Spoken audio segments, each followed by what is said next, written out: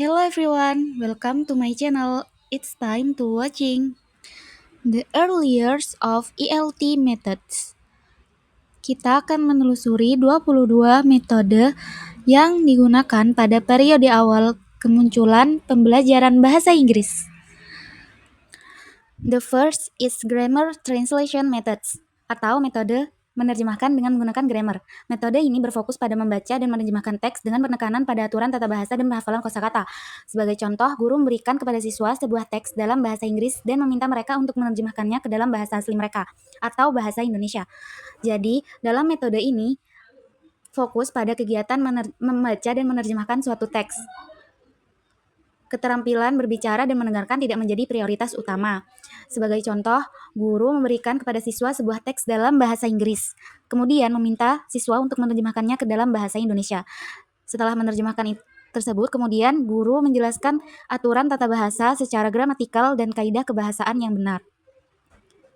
The second is direct methods atau metode secara langsung. Metode ini menekankan paparan langsung terhadap bahasa sasaran tanpa penerjemahan. Sebagai contoh, guru memberikan gambar berbagai buah dan meminta siswa untuk menyebutkan nama buah tersebut dalam bahasa Inggris. Jadi, metode ini menekankan paparan langsung terhadap bahasa tanpa melalui proses penerjemahan. Tata bahasa akan diajarkan secara induktif, dan keterampilan berbicara serta mendengarkan menjadi prioritas utama dari metode tersebut. Contohnya, guru menjadikan buah-buahan sebagai media. Kemudian guru tersebut mengucapkan kata apple dalam bahasa Inggris dengan menunjukkan ke sebuah apel. Kemudian, siswa diminta untuk mengucapkan kata tersebut dan menggunakannya ke dalam kalimat untuk memperkuat pembelajaran. The third is the oral approach and situational language learning. Metode ini menekankan penggunaan bahasa lisan sebelum membaca dan menulis. Kosakata dan tata bahasa diperkenalkan melalui konteks situasional yang bermakna untuk memastikan pemahaman dan penggunaan dalam komunikasi kehidupan nyata. Sebagai contoh, guru menciptakan situasi kelas seperti memesan makanan di restoran. Kemudian siswa berlatih menggunakan dialog. Sebagai contoh, dialog yang digunakan yaitu what would you like to order? Kemudian siswa yang lain menjawab dialog tersebut. I'd like a sandwich and a cup of tea, please. Jadi situasi kelas disusun seperti role player di restoran. Yang keempat yaitu metode audiolingual. Metode ini didasarkan pada prinsip-prinsip behavioris, menekankan pengulangan, latihan, dan pembentukan kebiasaan. Prioritas utama metode ini yaitu berbicara dan mendengarkan. Sebagai contoh, guru memperkenalkan dialog dan meminta siswa untuk mengulangi. Kemudian, guru melakukan latihan substitusi untuk berlatih pola kalimat. Seperti, guru memberikan dialog, "Where is John?" Kemudian, siswa diminta untuk mengulang dialog tersebut. "Where is John?" Kemudian, guru menjawab dialog tersebut.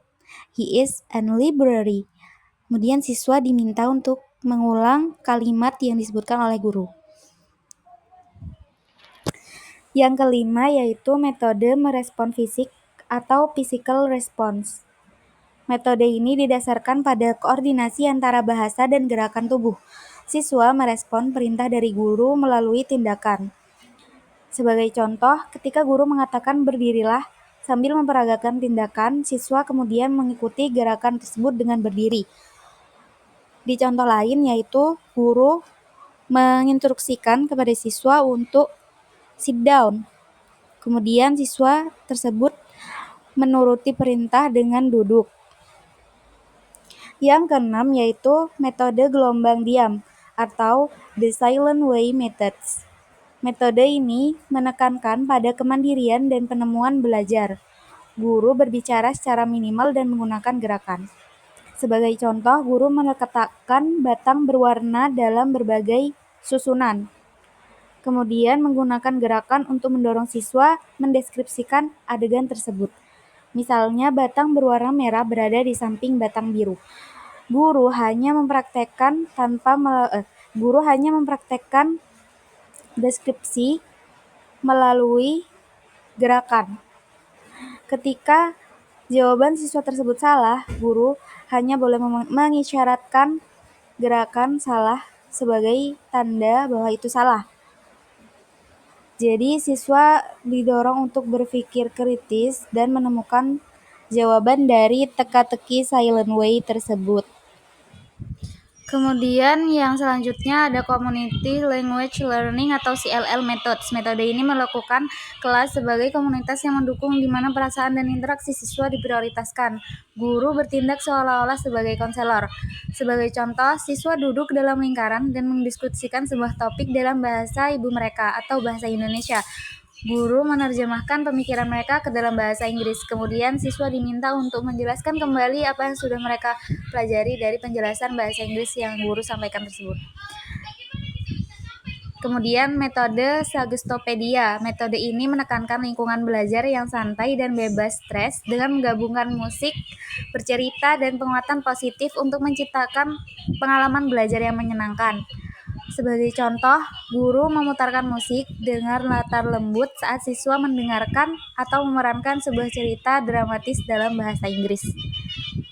Yang kesembilan yaitu Communicative Language Teaching atau CLT Methods. Metode CLT ini berfokus pada komunikasi dan interaksi yang bermakna daripada sekedar menghafal aturan kaidah kebahasaan. Sebagai contoh, guru membuat kegiatan seperti role play di mana siswa seolah-olah menjadi wisatawan yang meminta petunjuk arah. Kemudian yang ke-10 adalah Presentation Practice Production atau PPP Methods. PPP Methods ini terdiri dari presentasi, yaitu guru memperkenalkan bahasa baru melalui contoh-contoh. Yang kedua, praktik, yaitu siswa menyelesaikan latihan yang terkontrol untuk memperkuat pemahaman. Yang terakhir, produksi, yaitu siswa menggunakan bahasa dalam konteks dunia nyata yang lebih bebas. Sebagai contoh, presentation yaitu seorang guru akan menjelaskan materi terkait past tense dengan menjelaskan kalimat yesterday I went to the park. Kemudian practice yaitu siswa diminta untuk mengisi latihan menggunakan kata kerja bentuk lampau.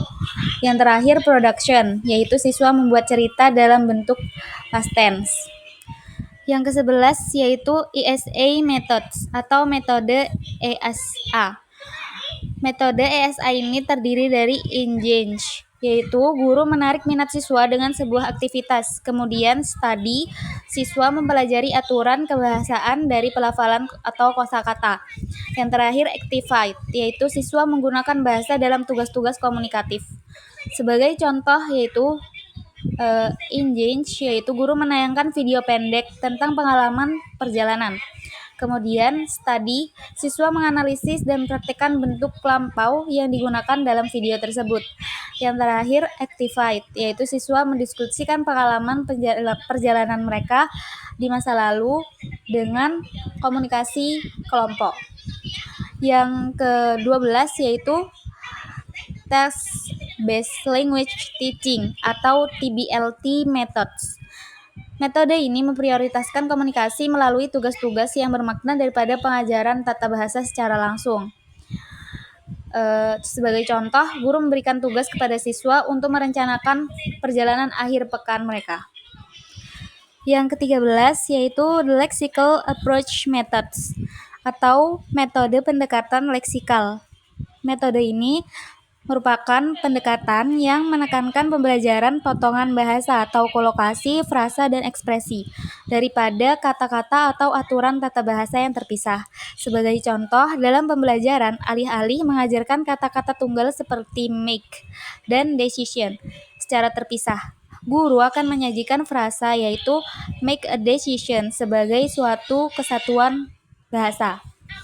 Kemudian yang ke-14, Think, Pair, and Share atau TPS Methods.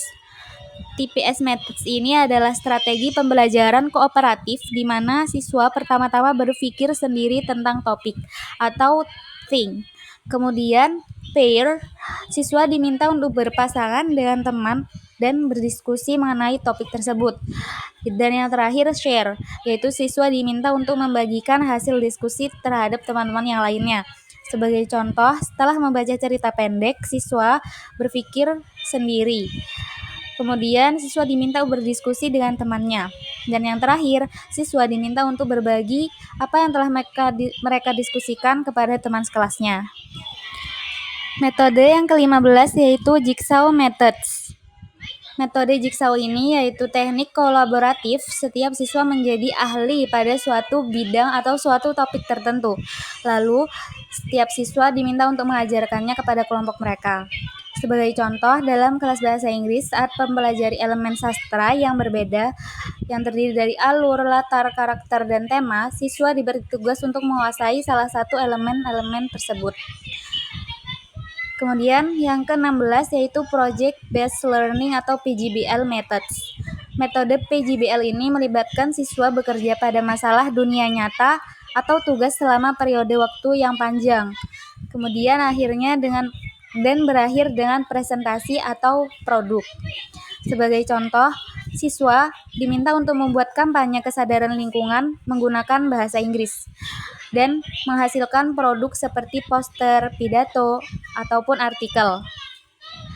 Yang ke-17 yaitu Inquiry Based Learning Methods atau metode yang mendorong siswa untuk mengajukan pertanyaan, melakukan penyelidikan, dan membangun pengetahuan melalui eksplorasi penelitian. Sebagai contoh, siswa mengajukan pertanyaan seperti bagaimana perubahan iklim digambarkan dalam sastra, kemudian meneliti bagaimana teks tersebut menjawab pertanyaan melalui penelitian dan eksplorasi. Kemudian yang ke-18 yaitu Discovery Learning Methods. Siswa belajar dengan aktif menjelajahi dan menemukan konsep sendiri, seringkali melalui pemecahan masalah atau pengenalan pola daripada kegiatan secara langsung. Sebagai contoh, dalam pembelajaran, alih-alih menjelaskan aturan kalimat secara tidak langsung atau reported speech, guru akan memberikan contoh-contoh dan meminta siswa untuk mencari tahu aturan tersebut secara mandiri. Metode yang ke-19 yaitu Problem Based Learning atau PBL Methods. Pada metode ini, siswa diminta untuk secara berkelompok untuk memecahkan suatu masalah kompleks dalam kehidupan nyata, sambil diminta untuk mengembangkan keterampilan, penelitian, kolaborasi, dan eksplorasi. Sebagai contoh, siswa diminta untuk menyelesaikan solusi dari pertanyaan bagaimana cara membuat sekolah kita agar lebih ramah lingkungan. Maka siswa diminta untuk melakukan observasi, wawancara, ataupun penelitian untuk memunculkan solusi dari permasalahan tersebut. Metode yang ke-20 yaitu Scientific Approach. Metode pendekatan ini menekankan pengamatan, pertanyaan, pengumpulan data, dan eksperimen. Sebagai contoh, siswa mengamati penggunaan bahasa persuasif dalam iklan. Kemudian, siswa diminta untuk membuat hipotesis tentang teknik yang digunakan dan mengujinya dengan membuat iklan mereka secara mandiri. Metode ke-21 yaitu Differentiated Instruction, yaitu metode yang melibatkan guru untuk menyesuaikan konten, proses, dan produk untuk memenuhi kebutuhan tingkat kesiapan, minat, ataupun profil belajar siswa yang bervariasi atau beragam. Seperti contoh, saat mengajar artikel berita, siswa tingkat atas diminta untuk lanjut menulis ringkasan. Kemudian siswa tingkat menengah diminta untuk menyelesaikan lembar kerja yang terarah. Kemudian yang terakhir, siswa pemula diminta untuk mencocokkan kosakata penting dengan gambar. Metode yang terakhir yaitu metode yang sangat relevan dengan metode yang digunakan pada kurikulum saat ini atau disebut dengan metode deep learning. Dalam metode deep learning ini, pembelajaran mendalam berfokus pada pemahaman yang bermakna, pemikiran kritis, dan membuat koneksi daripada menghafal secara dangkal. Dalam metode ini, siswa diminta untuk menganalisis bagaimana tema lingkungan dapat diekspresikan dalam berbagai puisi dan menulis esai reflektif yang menghubungkan tema tersebut dengan konteks sosial. Oke guys, thank you for your time. Assalamualaikum warahmatullahi wabarakatuh.